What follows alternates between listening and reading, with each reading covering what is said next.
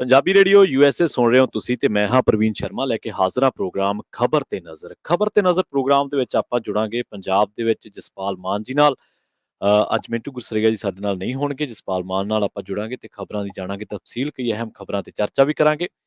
Programme ਦੇ ਵਿੱਚ ਅੱਗੇ ਵਧਾਂਗੇ ਪਰ ਉਸ ਤੋਂ ਪਹਿਲਾਂ ਨਜ਼ਰ ਮਾਰਦੇ ਹਾਂ ਸਾਡੇ ਸਪਾਂਸਰ ਦੇ ਉੱਤੇ ਤੇ ਧੰਨਵਾਦ ਵੀ ਕਰਦੇ ਹਾਂ ਕਿਉਂਕਿ ਉਹ ਜ਼ਰੀਆ ਬਣਦੇ ਨੇ ਇਹਨਾਂ ਪ੍ਰੋਗਰਾਮਾਂ ਨੂੰ ਤੁਹਾਡੇ ਤੱਕ ਪਹੁੰਚਾਉਣ ਦਾ।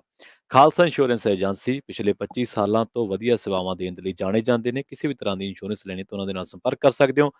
ਨੰਬਰ ਹੈ ਜੀ 408 272 2500। ਟਿਰਕੀਆਨਾ ਇਮੀਗ੍ਰੇਸ਼ਨ ਲਾਅ ਫਾਰਮ ਵਾਲੇ, ਜੇ ਟਿਰਕੀਆਨਾ ਇਮੀਗ੍ਰੇਸ਼ਨ ਬਾਬਤ ਤੁਹਾਡਾ ਕੋਈ ਸਵਾਲ ਹੈ, ਸਲਾਹ ਕਰਨੀ ਹੈ ਤਾਂ ਜੇ ਦੇ ਨਾਲ ਸੰਪਰਕ ਕੀਤਾ ਜਾ ਸਕਦਾ ਹੈ 415 909 0503।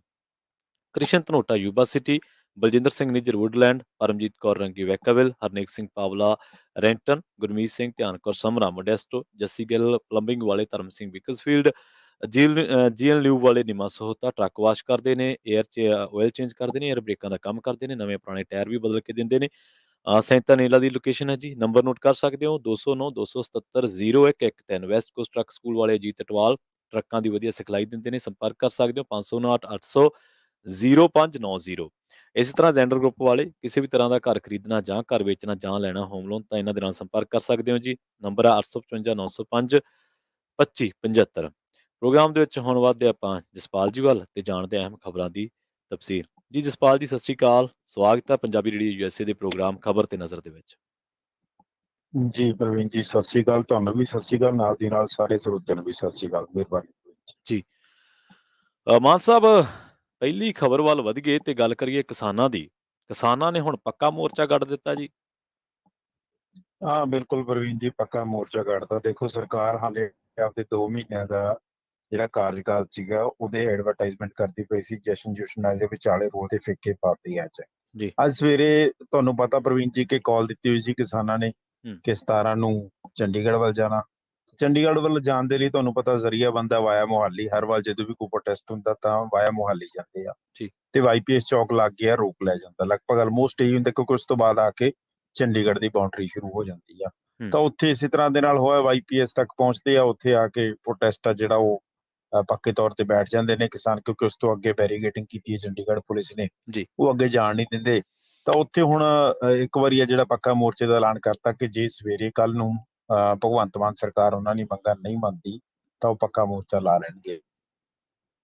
ਵੈਸੇ ਅੱਜ ਪਹਿਲਾਂ ਮੀਟਿੰਗ ਦਾ ਜਿਹੜਾ ਕਦੀ ਕਿ ਫਿਕਸ ਹੋ ਗਈ ਸੀ ਮੀਟਿੰਗ ਸੀਐਮ ਦੇ ਨਾਲ ਕਿ ਮੀਟਿੰਗ ਹੋਏਗੀ। ਮੀਟਿੰਗ ਤੋਂ ਬਾਅਦ ਕੋਈ ਕੁਛ ਸਿੱਟਾ ਨਿਕਲ ਜਾਊਗਾ, ਕਿਉਂਕਿ ਸਵੇਰੇ ਜਿਸ ਤਰ੍ਹਾਂ ਦੇ ਨਾਲ ਸਾਰੀਆਂ ਤੁਸੀਂ ਵੀਡੀਓਜ਼ ਦੇਖੀਆਂ ਹੋਣਗੀਆਂ ਤਾਂ ਉਹਨਾਂ ਦੇ ਵਿੱਚ ਜਿਸ ਤਰ੍ਹਾਂ ਦੇ ਨਾਲ ਦਿੱਲੀ ਮੋਰਚੇ ਵੱਲ ਕਿਸਾਨਾਂ ਨੇ ਚਾਲੇ ਪਾਏ ਸੀ, ਉਸੇ ਤਰ੍ਹਾਂ ਦੇ ਨਾਲ ਇੱਥੇ ਵੀ ਮਤਲਬ ਆਪਣਾ ਸਮਾਨ, ਸਾਜੋ ਸਮਾਨ ਸਾਰਾ ਕੁਝ ਬੰਨ ਕੇ ਟਰੈਕਟਰ ਟਰਾਲੀਆਂ ਤੇ ਉਸੇ ਤਰ੍ਹਾਂ ਦੇ ਨਾਲ ਪਹੁੰਚੇ ਹੋਏ ਸੀ। ਤਾਂ ਉਮੀਦ ਕੀਤੀ ਜਾਂਦੀ ਸੀ ਕਿ ਕਿਤੇ ਨਾ ਕਿਤੇ ਜੇ ਗੱਲ ਨਹੀਂ ਬਣਦੀ ਤਾਂ ਪੱਕਾ ਮੋਰਚਾ ਲਾਉਣ ਦੇ ਲਈ ਆ ਉਹ ਕਿਸਾਨ ਪਹਿਲਾਂ ਹੀ ਤਿਆਰ ਹੋ ਕੇ ਗਏ ਆ ਔਰ ਪ੍ਰਪੇਅਰ ਹੈ। ਦੂਸਰੀ ਗੱਲ ਇਹ ਹੈ ਪ੍ਰਵੀਨ ਜੀ ਕਿ ਪਹਿਲਾਂ ਦਾ ਤਜਰਬਾ ਹੋਇਆ, ਤੁਹਾਨੂੰ ਵੀ ਪਤਾ, ਮੀਡੀਆ ਨੇ ਕਵਰੇਜ ਦਿੱਤੀ ਆ। ਤਾਂ ਕਿਤੇ ਨਾ ਕਿਤੇ ਇਹ ਚੀਜ਼ਾਂ ਵੀ ਸੀਗੀਆਂ ਕਿ ਯਾਰ ਕਿਸਾਨ ਜਿਹੜੇ ਹੈ ਜੇ ਬਾਈ ਚਾਂਸ ਨਹੀਂ ਕਿਤੇ ਗੱਲ ਬਣਦੀ ਤਾਂ ਪੱਕਾ ਮੋਰਚਾ ਕੱਢਣਗੇ। ਵੈਸੇ ਵੀ ਇਸ ਤਰ੍ਹਾਂ ਦੀਆਂ ਚਰਚਾਵਾਂ ਪਹਿਲਾਂ ਵੀ ਸੀਗੀਆਂ ਕਿ ਭਗਵੰਤ ਮਾਨ ਸਰਕਾਰ ਦੇ ਖਿਲਾਫ ਕੋਈ ਨਾ ਕੋਈ ਵੱਡਾ ਐਜੀਟੇਸ਼ਨ ਸ਼ੁਰੂ ਹੋ ਸਕਦਾ ਤੇ ਉਹ ਐਜੀਟੇਸ਼ਨ ਅੱਜ ਸ਼ੁਰੂ ਹੋ ਗਿਆ। ਹੁਣ ਕੱਲ ਦੇ ਲਈ ਟਾਈਮ ਦਿੱਤਾ, ਜੇ ਕੱਲ ਨੂੰ ਸੀਐਮ ਮਿਲ ਲੈਂਦੇ ਨੇ, ਮੀਟਿੰਗਸ ਕਰ ਲੈਂਦੇ ਆ, ਫਿਰ ਠੀਕ ਹੈ, ਕਿਤੇ ਨਾ ਕਿਤੇ ਹੱਲ ਹੋ ਜਾਏਗਾ ਮੁਸੀਬਤ ਦਾ, ਜਾਂ ਕਿਤੇ ਨਾ ਕਿਤੇ ਸਰਕਾਰ ਦੇ ਉੱਤੇ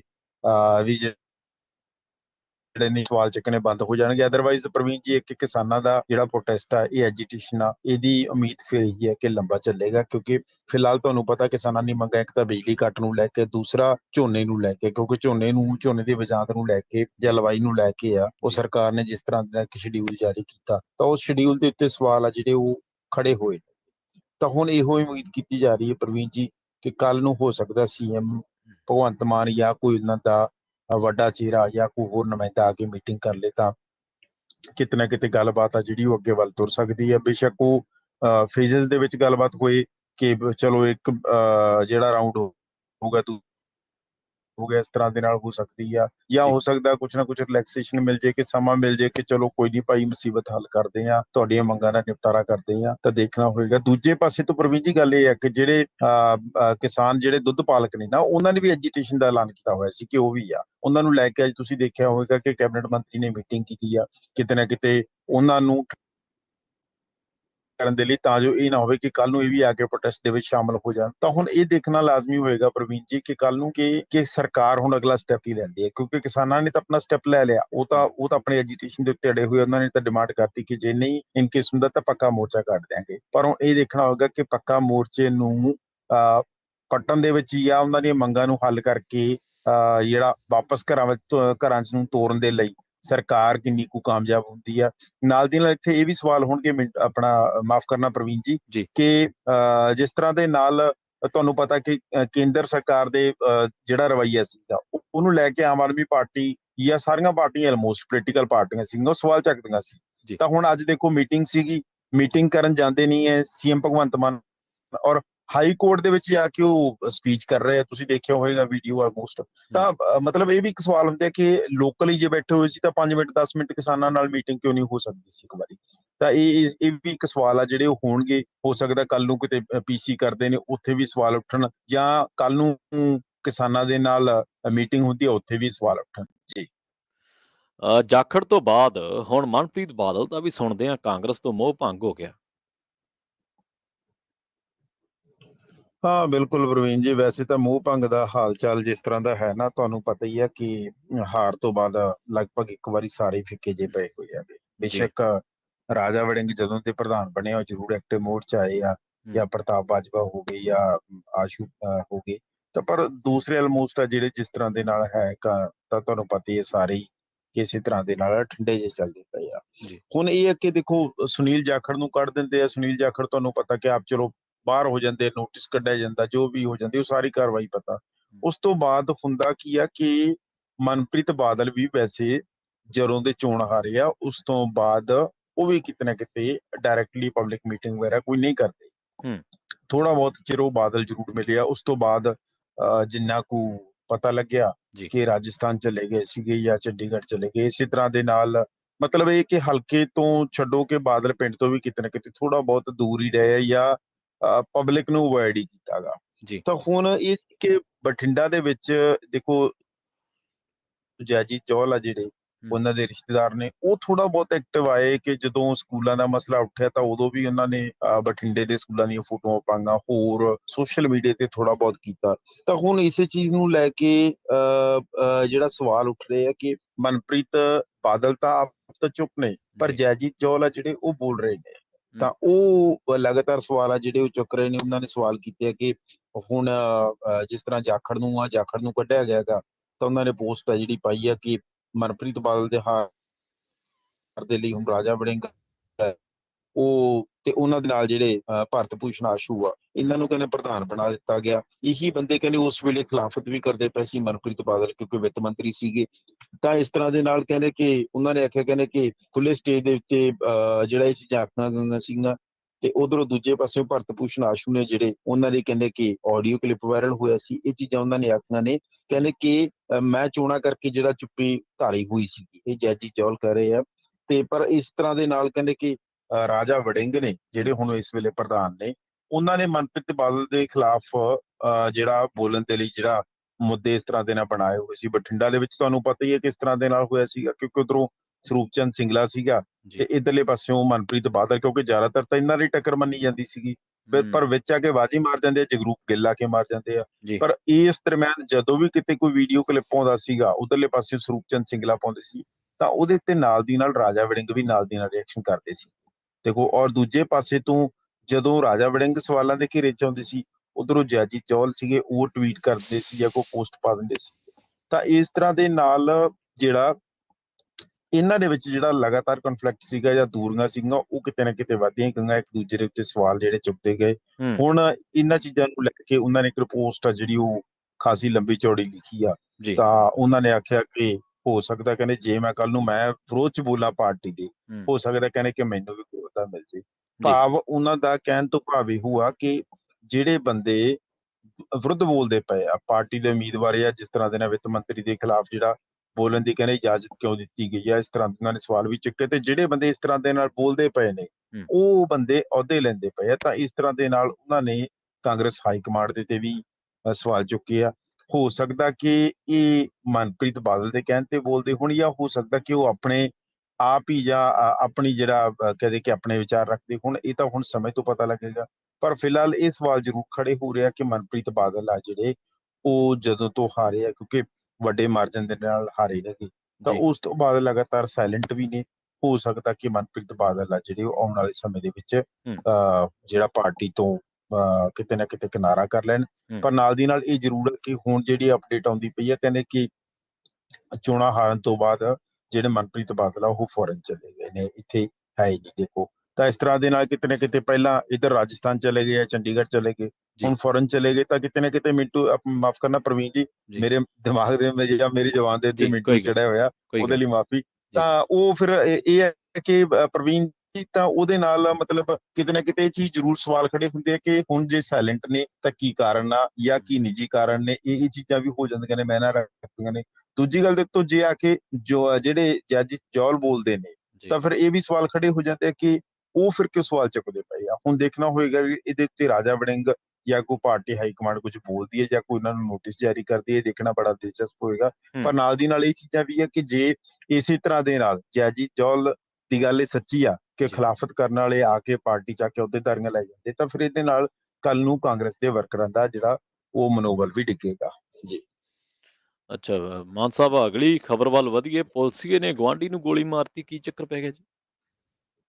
ਦੇਖੋ, ਬੜਾ ਪ੍ਰਵੀਨ ਜੀ, ਇਸ ਤਰ੍ਹਾਂ ਦੀਆਂ ਘਟਨਾਵਾਂ ਜਿਹੜੀਆਂ ਹੋ ਜਾਂਦੀਆਂ, ਕਪੂਰਥਲੇ ਦੀ ਆ, ਉੱਥੋਂ ਦੇ ਦੱਸਦੇ ਤਲਵੰਡੀ ਚੌਧਰੀਆਂ ਪਿੰਡ ਦੀ ਆ। ਹੂੰ ਤਾਂ ਇਹ ਮੰਗਲਵਾਰ ਸ਼ਾਮ ਦੀ ਘਟਨਾ, ਉੱਥੋਂ ਦਾ ਇੱਕ ਈਐਸਆਈ ਸੀਗੇ, ਜੀ ਤਾਂ ਉਹਨੇ ਈਐਸਆਈ ਨੇ ਜਿਹੜਾ ਉਹਦਾ ਗੁਆਂਢੀ ਦੇ ਨਾਲ ਮਾੜਾ ਮੋਟਾ ਕੋਈ ਝਗੜਾ ਹੋ ਗਿਆ। ਹਾਂਜੀ ਜਦੋਂ ਗਾਲੀ ਗਲੋਚ ਹੋ ਗਿਆ, ਉਸ ਤੋਂ ਬਾਅਦ ਦੱਸਦੇ ਆ, ਕਹਿੰਦੇ ਕਿ ਉਹਨੇ ਰਾਤ ਦੀ ਜਿਹੜੀ ਲਾਇਸੈਂਸੀ ਰਾਈਫਲ ਸੀ, ਉਹਦੇ ਨਾਲ ਗੋਲੀਆਂ ਚਲਾਤੀਆਂ। ਜੀ ਤਾਂ ਉਹਦੇ ਵਿੱਚ ਮੌਤ ਹੋ ਗਈ। ਬੜਾ ਮਤਲਬ ਕਹਦੀ ਕਿ ਪ੍ਰਵੀਨ ਜੀ, ਬੜੀ ਦੁਖਦ ਖਬਰ ਹੈ। ਇਸ ਤਰ੍ਹਾਂ ਦੀਆਂ ਖਬਰਾਂ ਜਿਹੜੀਆਂ ਕਈ ਵਾਰੀ ਨਾ ਚਿੰਤਾ ਦੇ ਸਵਾਲ ਵੀ ਖੜੇ ਕਰਦੀਆਂ ਕਿ ਆਖਿਰਕਾਰ ਅਸੀਂ ਜਾ ਕਿਹੜੇ ਪਾਸੇ ਰਹੇ ਹਾਂ। ਹੁਣ ਪੁਲਿਸ ਇਹਦੇ ਵਿੱਚ ਇਨਵੈਸਟੀਗੇਸ਼ਨ ਕਰਦੀ ਪਈ ਆ। ਜਿਹੜਾ ਇਹ ਦੋਸ਼ੀ ਆ, ਉਹ ਫਿਲਹਾਲ ਫਰਾਰ ਹੋ ਗਿਆ। ਸੀਸੀਟੀਵੀ ਦੱਸਦੇ ਆ, ਕਹਿੰਦੇ ਕਿ ਜਿਹੜੀ ਉਹਦੀ ਡੀਵੀਆਰ ਸੀਗੀ, ਉਹ ਵੀ ਨਾਲ ਲੈ ਗਿਆ। ਪ੍ਰਵੀਨ ਜੀ, ਇੱਥੋਂ ਤੱਕ ਦੇ ਸਵਾਲ ਆ। ਤੇ ਜਿਹੜਾ ਇਹ ਜਿਹੜੇ ਦਾ ਮਰਨ ਵਾਲਾ, ਉਹਦਾ ਨਾਂ ਜਸਵੀਰ ਸਿੰਘ ਆ, ਉਸੇ ਪਿੰਡ ਦਾ ਜੀ। ਤਾਂ ਦੂਜੇ ਪਾਸੇ ਦੇ ਉੱਤੋਂ ਪੁਲਿਸ ਆ ਜਿਹੜੀ, ਉਹ ਇਨਵੈਸਟੀਗੇਸ਼ਨ ਹੁਣ ਕਰਦੀ ਪਈ ਆ। ਹੁਣ ਦੇਖਦੇ ਆ ਕਿ ਕੀ ਬਣਦਾ ਇਹਦੇ ਵਿੱਚ ਜਾਂ ਕੀ ਨਿਕਲਦਾ। ਕਹਿੰਦੇ ਕਿ ਖਾਲੀ ਗੋਲੀਆਂ ਦੇ ਜਿਹੜੇ ਖੋਲ ਨੇ ਜੀ, ਉਹ ਵੀ ਉੱਥੋਂ ਮਿਲੇ ਨੇ ਕਿ ਐਸਪੀਡੀ ਜਗਜੀਤ ਸਿੰਘ ਆ ਜਿਹੜੇ, ਉਹ ਕਹਿੰਦੇ ਕਿ 2 ਗੋਲੀਆਂ ਲੱਗਣ ਦੇ ਨਾਲ ਇਹਦੀ ਮੌਤ ਹੋਈ ਹੈਗੀ। ਤਾਂ ਹੁਣ ਇਹ ਕਹਾਣੀ ਆ, ਗਲੀ ਦੇ ਵਿੱਚ ਹੀ ਇਹਨਾਂ ਦਾ ਆਪਸ ਦੇ ਵਿੱਚ ਰੌਲਾ ਵੱਧ ਗਿਆ। ਜੀ ਰੌਲਾ ਵਧਣ ਤੋਂ ਬਾਅਦ ਇਹ ਚੀਜ਼ ਹੈ ਜਿਹੜੀ ਵਾਪਰ ਗਈ ਆ ਪ੍ਰਵੀਨ ਜੀ। ਤਾਂ ਹੁਣ ਜਿਹੜੀ ਕਹਿ ਦਈਏ ਕਿ ਫਿਲਹਾਲ ਇਸ ਮਸਲੇ ਦੇ ਵਿੱਚ ਇੰਨੀ ਕੁ ਅਪਡੇਟ ਆ।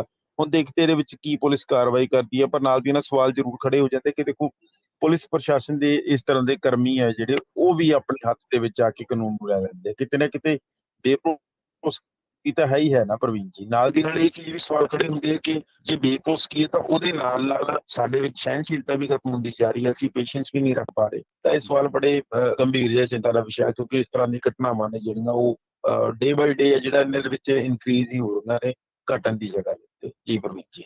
ਜੀ ਪੁਲਿਸਾਂ ਨੂੰ ਰਿਵਾਲਵਰ ਲੋਕਾਂ ਦੀ ਸੁਰੱਖਿਆ ਵਾਸਤੇ ਦਿੱਤੇ ਜਾਂਦੇ ਆ, ਆਮ ਲੋਕਾਂ ਨੂੰ ਗੋਲੀਆਂ ਮਾਰਨ ਵਾਸਤੇ ਥੋੜ੍ਹੇ ਦਿੱਤੇ ਜਾਂਦੇ। ਬਾਕੀ ਕਈ ਵਾਰੀ ਘਟਨਾਵਾਂ ਜਾਂਚ ਦਾ ਵਿਸ਼ਾ ਹੁੰਦੀਆਂ, ਤੇ ਉਦੋਂ ਫਿਰ ਜਾਂਚ ਤੋਂ ਜੀ ਬਾਅਦ ਪਤਾ ਲੱਗਦਾ ਕਿ ਅਸਲ ਮਾਜਰਾ ਕੀ ਸੀਗਾ।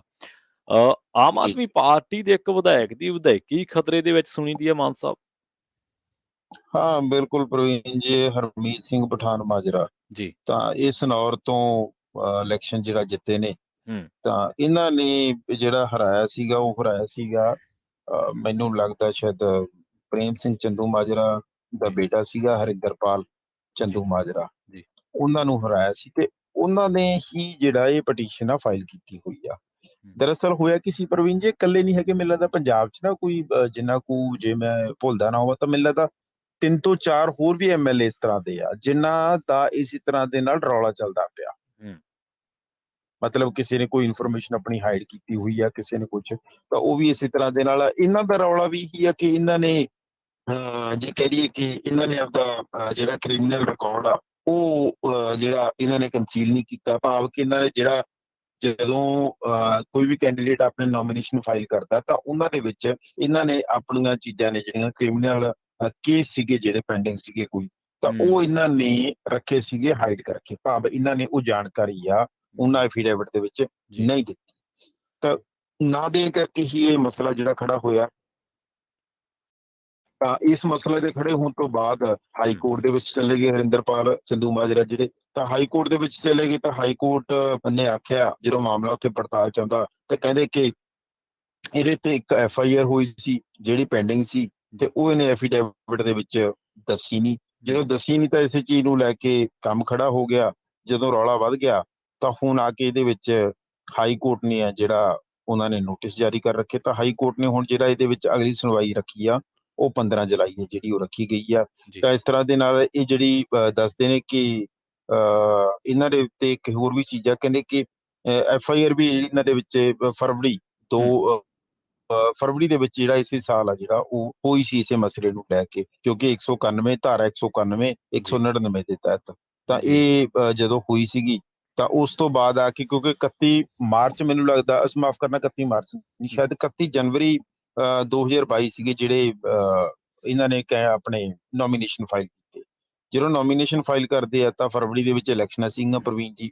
ਫਰਵਰੀ 'ਚ ਇਲੈਕਸ਼ਨਾਂ ਸੀਗੀਆਂ ਤਾਂ ਮਾਰਚ ਦੇ ਵਿੱਚ ਰਿਜ਼ਲਟ ਆ ਜਾਂਦਾ। ਰਿਜ਼ਲਟ ਆਉਣ ਤੋਂ ਬਾਅਦ ਜਦੋਂ ਉੱਥੇ ਹਰਿੰਦਰਪਾਲ ਚੰਦੂਮਾਜਰਾ ਹਾਰ ਜਾਂਦੇ ਆ ਤਾਂ ਉਧਰਲੇ ਪਾਸੇ ਤੋਂ ਉਹ ਪੜਤਾਲ ਸ਼ੁਰੂ ਕਰਾ ਦਿੰਦੇ ਆ ਨਾਲ ਦੀ ਨਾਲ, ਕਿਉਂਕਿ ਤੁਹਾਨੂੰ ਵੀ ਪਤਾ ਹੀ ਹੈ ਕਿ ਇਸ ਤਰ੍ਹਾਂ ਦੇ ਕੇਸਿਸ ਹੁੰਦੇ ਆ ਜਾਂ ਕਿਤੇ ਨਾ ਕਿਤੇ ਪੋਲੀਟੀਕਲ ਜਿਹੜੇ ਕੈਂਡੀਡੇਟ ਹੁੰਦੇ ਇੱਕ ਦੂਜੇ ਦੀਆਂ ਉਹਨਾਂ ਨੂੰ ਸਾਰੀਆਂ ਕਮੀਆਂ ਕਮਜ਼ੋਰੀਆਂ ਪਤਾ ਹੁੰਦੀਆਂ ਨੇ।